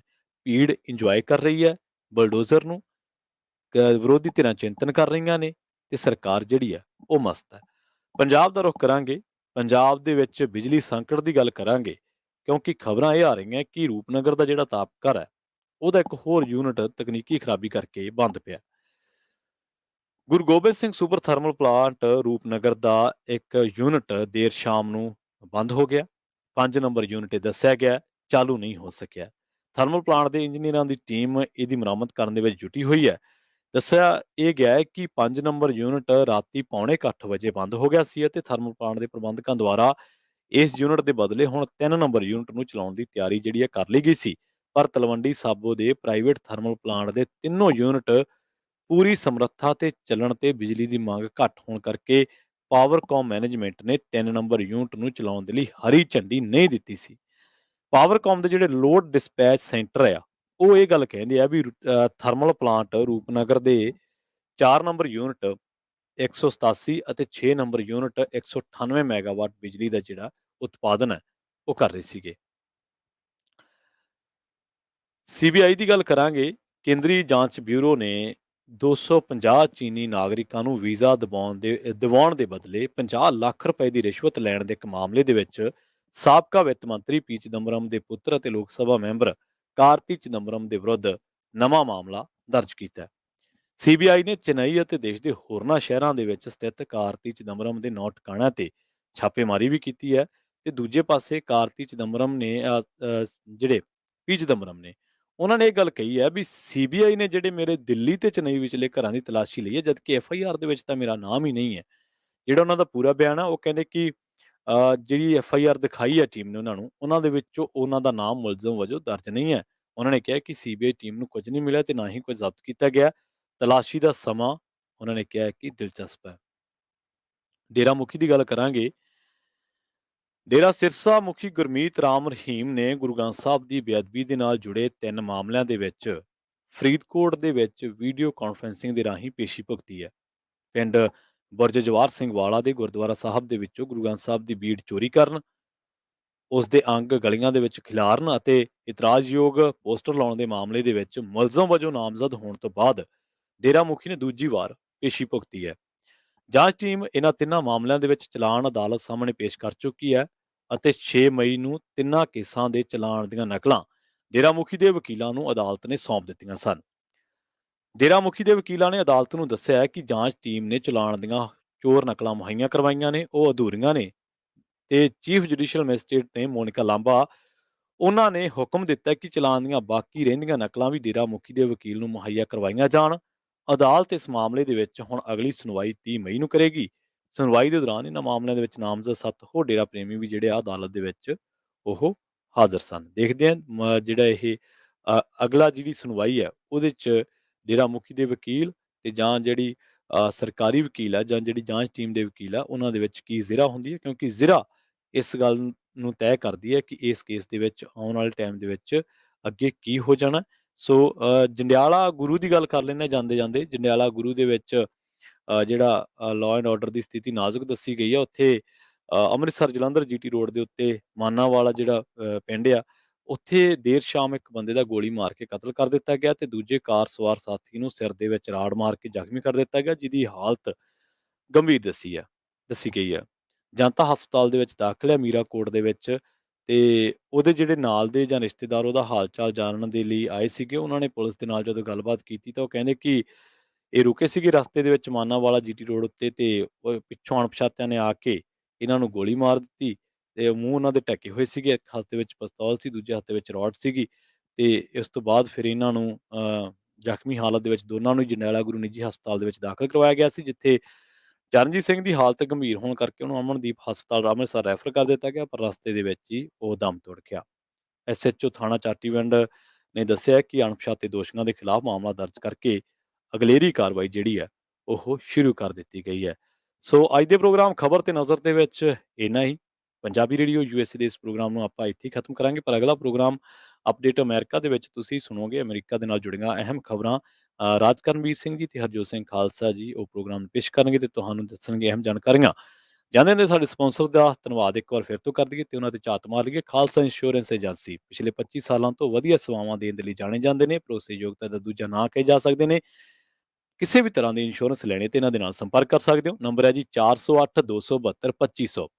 ਇਸੇ ਤਰ੍ਹਾਂ ਟਿਰਕੀਆਨਾ ਇਮੀਗ੍ਰੇਸ਼ਨ ਲਾਅ ਫਰਮ ਵਾਲੇ ਜੇ ਟਿਰਕੀਆਨਾ ਇਮੀਗ੍ਰੇਸ਼ਨ ਬਾਬਤ ਤੁਹਾਡਾ ਕੋਈ ਸਵਾਲ ਹੈ, ਸਲਾਹ ਕਰਨੀ ਹੈ ਤਾਂ ਜੇ ਦੇ ਨਾਲ ਸੰਪਰਕ ਕਰ ਸਕਦੇ ਹੋ 415 909 0503। ਜ਼ੈਨਰ ਗਰੁੱਪ ਵਾਲੇ ਕਿਸੇ ਵੀ ਤਰ੍ਹਾਂ ਦਾ ਘਰ ਖਰੀਦਣਾ ਜਾਂ ਘਰ ਵੇਚਣਾ ਜਾਂ ਲੈਣਾ ਤੁਸੀਂ ਹੋਮ ਲੋਨ ਤਾਂ ਇਹਨਾਂ ਦੇ ਨਾਲ ਸੰਪਰਕ ਕਰ ਸਕਦੇ ਹੋ ਜੀ 855 905 2575। ਤੁਹਾਡੇ ਨਾਲ ਹੋਰ ਜਾਣਕਾਰੀਆਂ ਵੀ ਸਾਂਝੀਆਂ ਕਰਦੇ ਚੱਲੀਏ। ਉਹ ਜਾਣਕਾਰੀਆਂ ਇਹ ਆ ਵੀ ਪੰਜਾਬੀ ਰੇਡੀਓ ਯੂਐਸਏ ਦੇ ਜਿਹੜੇ ਸੋਸ਼ਲ ਪਲੇਟਫਾਰਮਸ ਨੇ, ਸੋਸ਼ਲ ਮੀਡੀਆ ਪਲੇਟਫਾਰਮਸ ਨੇ, ਚਾਹੇ ਉਹ ਫੇਸਬੁੱਕ ਹੈ, ਚਾਹੇ ਯੂਟਿਊਬ ਹੈ, ਚਾਹੇ ਹੋਰ ਨੇ, ਤਾਂ ਉੱਥੇ ਜਾ ਕੇ ਤੁਸੀਂ ਇਲਾਕੇ ਦੀਆਂ ਜਿਹੜੀਆਂ ਖੇਡ ਸਰਗਰਮੀਆਂ ਨੇ ਜਾਂ ਹੋਰ ਸਾਡੇ ਭਾਈਚਾਰੇ ਦੇ ਜਿੰਨੇ ਵੀ ਪ੍ਰੋਗਰਾਮ ਨੇ, ਕਲਚਰਲ ਪ੍ਰੋਗਰਾਮਸ ਨੇ, ਕਲਚਰਲ ਐਕਟੀਵਿਟੀਜ਼ ਨੇ, ਤਾਂ ਨਾਲੋਂ ਨਾਲ ਜਿਹੜੇ ਧਾਰਮਿਕ ਸਾਡੇ ਸਮਾਗਮ ਨੇ, ਸਾਡੇ ਨਗਰ ਕੀਰਤਨ ਨੇ ਜਾਂ ਹੋਰ ਗੁਰਦੁਆਰਾ ਸਾਹਿਬਾਨਾਂ ਦੇ ਵਿੱਚ ਜਿੰਨੇ ਵੀ ਧਾਰਮਿਕ ਸਮਾਗਮ ਨੇ, ਤਾਂ ਪੰਜਾਬੀ ਰੇਡੀਓ ਯੂਐਸਏ ਦੀ ਟੀਮ ਕੋਸ਼ਿਸ਼ ਕਰਦੀ ਹੈ ਕਿ ਸਾਰੇ ਇਹਨਾਂ ਪ੍ਰੋਗਰਾਮਾਂ ਨੂੰ ਕਵਰ ਕਰਕੇ ਤੁਹਾਡੇ ਤੱਕ ਪਹੁੰਚਾਇਆ ਜਾਵੇ। ਤੁਸੀਂ ਜੇਕਰ ਉੱਥੇ ਨਹੀਂ ਪਹੁੰਚ ਸਕੇ ਕਿਸੇ ਕਾਰਨ ਕਰਕੇ ਤਾਂ ਤੁਸੀਂ ਸੋਸ਼ਲ ਮੀਡੀਆ ਪਲੇਟਫਾਰਮਸ ਤੇ ਜਾ ਕੇ ਉਹਨਾਂ ਵੀਡੀਓਜ਼ ਨੂੰ ਦੇਖ ਵੀ ਸਕਦੇ ਹੋ। ਚੈਨਲ ਨੂੰ ਲਾਈਕ ਕਰ ਸਕਦੇ ਹੋ। ਚੈਨਲ ਨੂੰ ਲਾਈਕ ਜ਼ਰੂਰ ਕਰੋ। ਫੇਸਬੁੱਕ ਪੇਜ ਨੂੰ ਲਾਈਕ ਜ਼ਰੂਰ ਕਰੋ। ਚੈਨਲ ਨੂੰ ਸਬਸਕ੍ਰਾਈਬ ਕਰ ਲਓ। ਯੂਟਿਊਬ ਚੈਨਲ ਨੂੰ, ਪੰਜਾਬੀ ਰੇਡੀਓ ਯੂਐਸਏ ਦੇ ਯੂਟਿਊਬ ਚੈਨਲ ਨੂੰ, ਤੇ ਉੱਥੇ ਜਾ ਕੇ ਤੁਹਾਨੂੰ ਜੇ ਲੱਗਦਾ ਕਿ ਇਹ ਚੀਜ਼ਾਂ ਹੋਰਾਂ ਲੋਕਾਂ ਤੱਕ ਵੀ ਪਹੁੰਚਣੀਆਂ ਚਾਹੀਦੀਆਂ ਨੇ ਤਾਂ ਉਹਨਾਂ ਨੂੰ ਸ਼ੇਅਰ ਕਰ ਸਕਦੇ ਹੋ। ਪੰਜਾਬੀ ਰੇਡੀਓ ਯੂਐਸਏ ਦੀ ਟੀਮ ਇਸੇ ਤਰ੍ਹਾਂ ਤੁਹਾਨੂੰ ਵੱਖ-ਵੱਖ ਇਲਾਕਿਆਂ ਤੋਂ ਜਿਹੜੀ ਕਵਰੇਜ ਹੈ ਉਹ ਮੁਹੱਈਆ ਕਰਵਾਉਂਦੀ ਰਹੇਗੀ। ਅੱਜ ਦੇ ਪ੍ਰੋਗਰਾਮ ਦੇ ਵਿੱਚ ਇੰਨਾ ਹੀ। ਮੈਨੂੰ ਪ੍ਰਵੀਨ ਸ਼ਰਮਾ ਨੂੰ ਇੱਥੇ ਦਿਓ ਇਜਾਜ਼ਤ। ਜੁੜੇ ਰਹੋ ਪੰਜਾਬੀ ਰੇਡੀਓ ਯੂਐਸਏ ਦੇ ਨਾਲ। ਤੁਹਾਨੂੰ ਸਾਰਿਆਂ ਨੂੰ ਹੀ ਪਿਆਰ ਭਰੀ ਸਤਿ ਸ੍ਰੀ ਅਕਾਲ।